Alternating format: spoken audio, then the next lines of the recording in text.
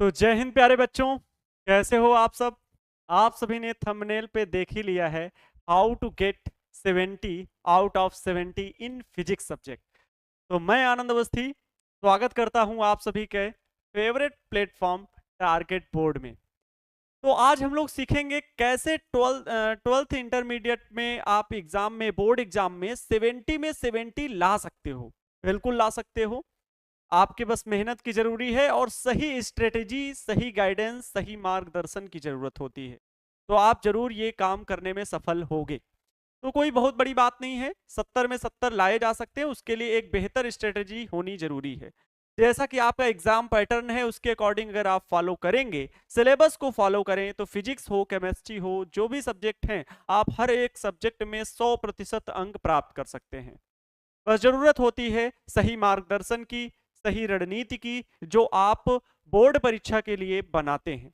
तो प्यारे बच्चों, आज हम लोग सीखने वाले हैं how to get 70 out of 70 in physics subject. तो फिजिक्स में कैसे 70 में 70 अंक प्राप्त करेंगे हम, क्योंकि फिजिक्स सब्जेक्ट ऐसा होता है जिसमें न्यूमेरिकल भी होते हैं, डेरिवेशन भी होते हैं, और जब इनके ऑप्शनल क्वेश्चन जो होते हैं, एमसीक्यू टाइप वाले क्वेश्चन, तो उसमें क्या होता है कि हम लोग थोड़ा सा घबराए हुए होते हैं कि हमसे कहीं गलतियां ना हो जाएं। पर वो गलतियां दूर हो जाएंगी, बस आपको बेहतर रणनीति बनानी है। तो वो रणनीति क्या है, आइए आगे हम लोग सीखते हैं। जो स्टेप मैं बताने वाला हूं, बस वो स्टेप आपको फॉलो करना है।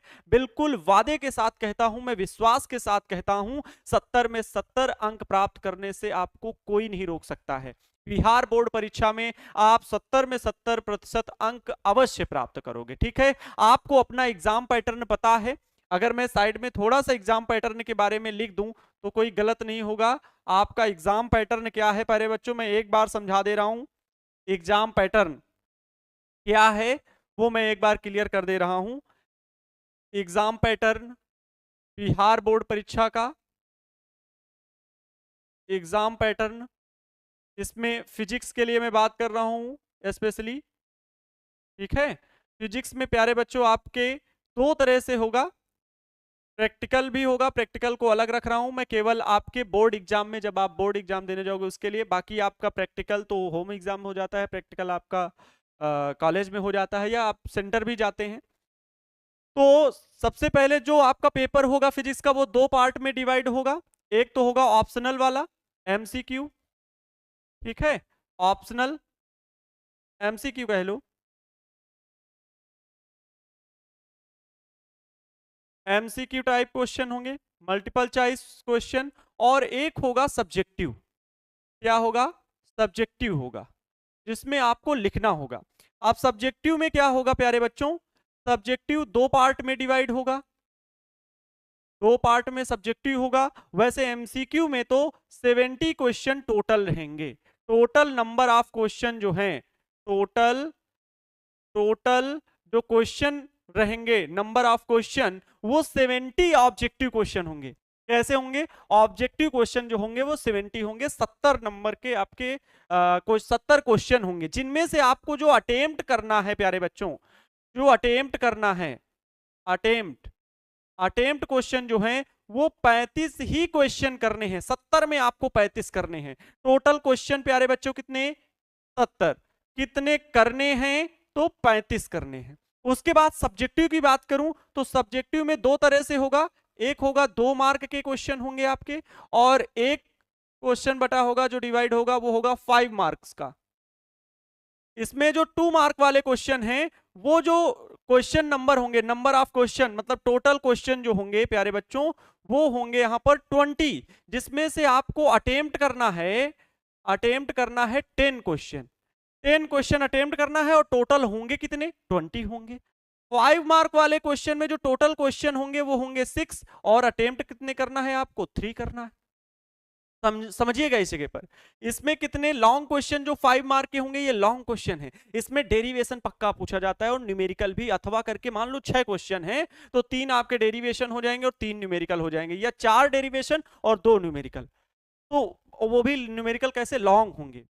ठीक है, लॉन्ग न्यूमेरिकल होंगे, जिनको सॉल्व करने में लगभग लगता है 10 से 15 मिनट, ऐसे न्यूमेरिकल लगेंगे। तो यहाँ पर 5 मार्क पे जरूर फोकस करना, क्योंकि नंबर यहाँ पे करते हैं।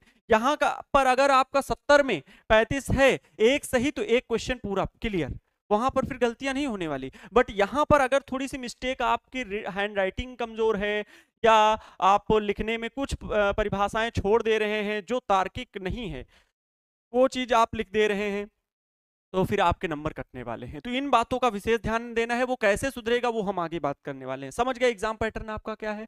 2 मार्क के आपके 20 क्वेश्चन होंगे, जिसमें से आपको 10 क्वेश्चन करने हैं। अगर मैं टोटल नंबर ऑफ क्वेश्चन की बात करूं, प्रश्न पत्र में कुल कितने प्रश्न होंगे, तो 70 ये हो गए, 70 के बाद 20 ये हो गए, ठीक है, 70 क्वेश्चन ये, 20 क्वेश्चन ये, 70 20 90, और 90 6 ये प्रश्न हो गए, 96 प्रश्न होंगे। कितने नंबर का होगा ये जरा देख लेते हैं।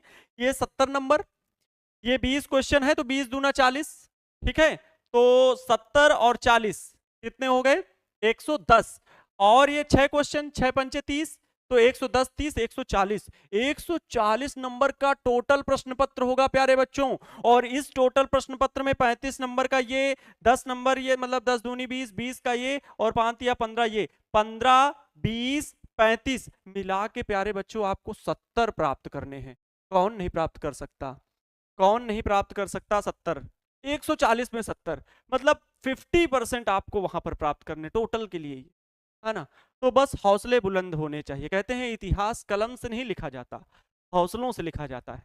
तो हौसले आपके अगर बुलंद हैं तो जरूर ये कारनामा किया जा सकता है, पॉसिबल है। और एक नहीं, टॉप 10 में, टारगेट बोर्ड से टॉप 10 से ज्यादा, ठीक है, सभी रैंक जो हो वो बहुत ज्यादा हो। आइए बच्चे आगे समझते हैं। आइए, जो मैंने स्ट्रेटेजी बनाई है वो ध्यान से समझिएगा, एक एक चीज को फॉलो कीजिएगा, सारे क्लियर, आप डाउट आपके क्लियर हो जाएंगे। स्ट्रेटेजी क्या होती है, डेली रूटीन में आपको क्या शामिल करना है आपको अपनी पढ़ाई में, वो ध्यान से समझिएगा। आपको सबसे पहला काम है बुक रीडिंग करनी है। फिजिक्स में तो ये बहुत जरूरी है।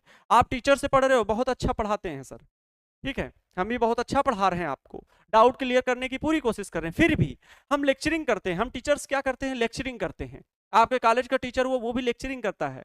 उसमें कुछ चीजें होती हैं जो छूट जाती हैं, जिनको आपको पढ़ना जरूरी होता है, और कॉन्सेप्ट उससे मजबूत होता है जब आप बुक रीडिंग करते हो। तो सबसे इंपॉर्टेंट पहले नंबर पे जो मैंने रखा है पॉइंट, वो है बुक रीडिंग। इससे आपके जो भाषा शैली है उसमें बहुत सुधार होगा। जब आप लिखोगे ना, तो ऐसे ऐसे शब्द वहां पर प्रयोग करोगे लिखने में कि एग्जामिनर जो भी होगा वो स्पष्ट हो जाएगा कि हाँ, इस बच्चे में कुछ ना कुछ तो कुशलता है, जिसने इतने अच्छे तरीके से स्पष्टीकरण दिया है किसी प्रश्न का। तो जरूर से जरूर आपके प्रश्न को वो पूरे पूरे अंक प्राप्त करके ही आगे बढ़ेगा, ठीक है। तो इसलिए बुक रीडिंग से आपकी क्या होगी? भाषा शैली सुधरेगी, और जो स्पष्टीकरण देने की कौशल है वो आपका और बेहतर बनेगा। एनसीईआरटी बुक जरूर रीड करें, एनसीईआरटी बुक जरूर रीड करें प्यारे बच्चों, क्योंकि एनसीईआरटी बुक से आपके कॉन्सेप्ट ज्यादा अच्छे क्लियर होते हैं। आप रेफरेंस बुक पढ़िए, बिल्कुल पढ़िए प्रैक्टिस के लिए, क्योंकि एनसीईआरटी बुक में एक प्रॉब्लम क्या है कि प्रैक्टिस क्वेश्चन कम है, लेकिन मटेरियल बहुत अच्छा है। एक स्टोरी टाइप में जरूर लिखा हुआ है, समझना थोड़ा सा कठिन लगता है, लेकिन जब आप टाइम दोगे तो मैं वादे के साथ कहता हूं आपको एनसीईआरटी पढ़ करके बहुत अच्छा कॉन्सेप्ट क्लियर होगा। वो रेफरेंस बुक से उतना अच्छा नहीं होगा, क्योंकि वहां शॉर्टकट लिखा होता है, और यहाँ पे सारी चीजें जो जैसे प्रैक्टिकल किया गया होता है, जैसे मैथमेटिकली डिराइव्ड किया गया होता है किसी डेरिवेशन को, वो बातें लिखी हो। तो यहाँ पर एनसीईआरटी बुक को मैं जरूर कहूंगा कि आप एनसीईआरटी बुक जरूर रीड करें। इससे क्या होगा कि आप कॉन्सेप्ट समझ पाओगे, कॉन्सेप्ट समझे, पहले नंबर पर यही, एनसीईआरटी बुक रीड करें और कॉन्सेप्ट को समझें।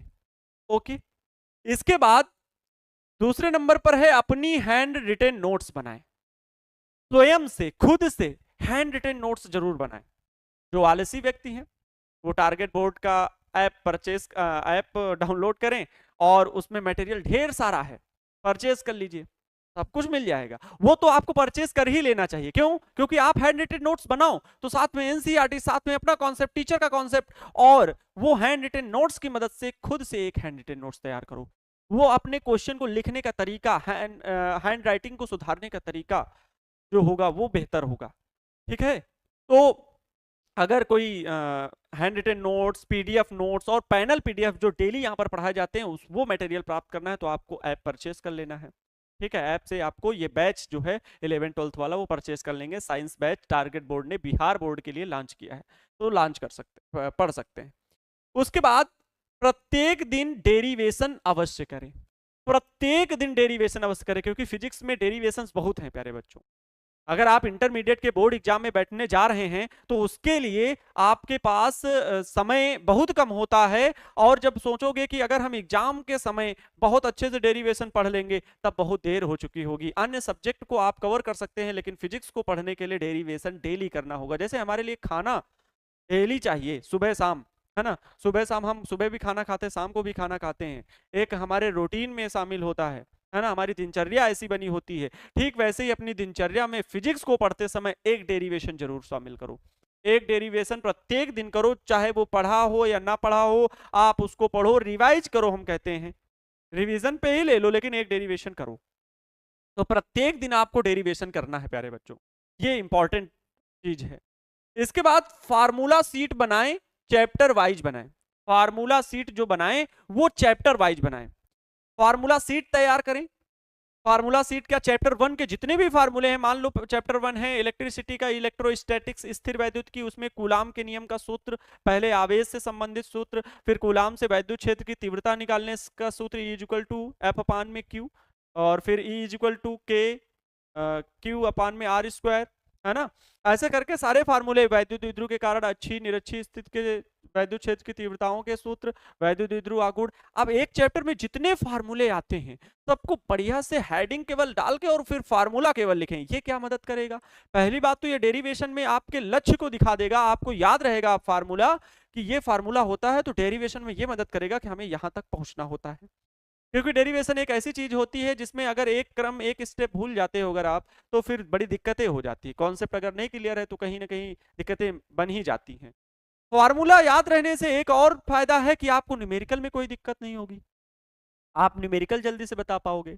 फॉर्मूला याद रहने से विभिन्न भौतिक राशियों के बीच आपको संबंध याद रहता है, तो जब कोई मौखिक प्रश्न पूछ लेता है कि बताओ वैद्युत दूरी घटने से, किन्हीं दो आवेशों की दूरी घटने से उनके बीच का वैद्युत बल क्या होगा, वैद्युत बल बढ़ेगा कि घटेगा, ऐसे मौखिक प्रश्न जो भी हैं वो उन संबंधों से भी निकाल लेते हो। तो फार्मूला याद रखना बहुत महत्वपूर्ण है। सबसे महत्वपूर्ण में यही चीज है, ये जान लीजिए। आपके रिवीजन के लिए, आपकी समरी के लिए एक सारांश आपके सामने दिख जाता है फार्मूला सीट से।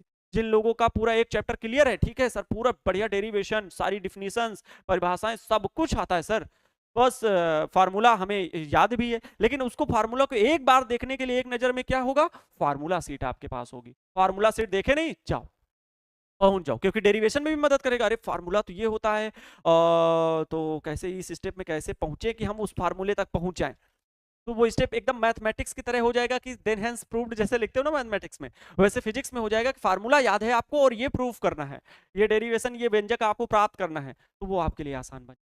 तो फार्मूला सीट बनाना बहुत जरूरी है, चैप्टर वाइज बनाएं, ठीक है, चैप्टर वाइज फार्मूला सीट बनाएं। इसके बाद प्रीवियस ईयर क्वेश्चन पेपर, जो प्रीवियस ईयर क्वेश्चन है चैप्टर वाइज सॉल्व करें, चैप्टर वाइज सॉल्व करें, अनसॉल्व होती हैं, और उनमें जो प्रीवियस ईयर के क्वेश्चन आए हुए हैं, इससे क्या फायदा होगा, प्रश्न पूछने का तरीका बोर्ड का क्या होता है, जो बोर्ड है बिहार बोर्ड, वो प्रश्नों को किस लेवल का रखता है, किस अध्याय से कितने प्रश्न रख रहा है, हर वर्ष उसका क्या तरीका रहता है, पैटर्न मॉडरेट रहता है, स्टैंडर्ड रहता है या लोअर रहता है, मतलब बहुत कठिन रहता है या कम कठिन रहता है या बहुत सरल रहता है, उसके पैटर्न को समझ जाओगे आप। तो इसलिए बहुत जरूरी है कि आप प्रीवियस ईयर क्वेश्चन पेपर को देखो और उनसे अपनी एनालिसिस करो कि इस चैप्टर से हम किस तरह के प्रश्नों को पढ़ें, क्योंकि टीचर तो बताएगा कि ये बच्चा बहुत इंपॉर्टेंट प्रश्न है, इसको जरूर सॉल्व करना, पर आपकी रणनीति भी होनी चाहिए ना, वो रणनीति की यही टॉपिक है, यही जो पॉइंट्स मैं क्लियर करके आपको समझा रहा हूं, ठीक है प्यारे बच्चों, यही आपके लिए सबसे ज्यादा जरूरी है। उसके बाद आता है revision. Revision very important, very very very most important. अगर आप रिवीजन नहीं करते हो, कितना भी पढ़ लो, कितने भी होनहार हो जाओ, अगर रिवीजन नहीं है तो ये जान लीजिए एग्जाम हॉल में आप जब पहुंचोगे तो ये देखोगे कि अरे ये थोड़ा सा तो याद है, बस थोड़ा याद आ जाए तो पूरा कर देंगे, लेकिन फिर वो कठिनाई दूर होने वाली नहीं है। और एग्जाम हॉल में जब आप बैठोगे तो प्रेजेंस ऑफ माइंड, जब आप एग्जाम हॉल में बैठे हो, वर्तमान समय में आपका मस्तिष्क किस दिशा में काम कर रहा है, ये बहुत जरूरी होता है। तो इसके लिए आपको जरूरी ये है कि आप रिवीजन करें, ताकि वहां पर ये कठिनाइयां ना हो कि आप एक स्टेप के बाद रुक जाएं और प्रश्न को सॉल्व ना कर पाए। ठीक है, अगर इन तरीकों को आप, इन स्ट्रेटजी के लाइन जो मैंने ये लिखे हैं, ये 6 पॉइंट्स आप डेली रूटीन में अपने फॉलो करते हैं, इंटरमीडिएट की बोर्ड परीक्षा आप तैयारी करनी है आपको, ठीक है, आप फर्स्ट ईयर में हैं तो फर्स्ट ईयर में भी ये सब फॉलो होगा। ठीक है प्यारे बच्चों, ऐसा नहीं है कि फर्स्ट ईयर में भी एग्जाम आपका होम एग्जाम होगा, बट उसमें भी फॉलो तो करो, अच्छे अंक प्राप्त करो, और ये बोर्ड एग्जाम की स्ट्रेटेजी रहने वाली।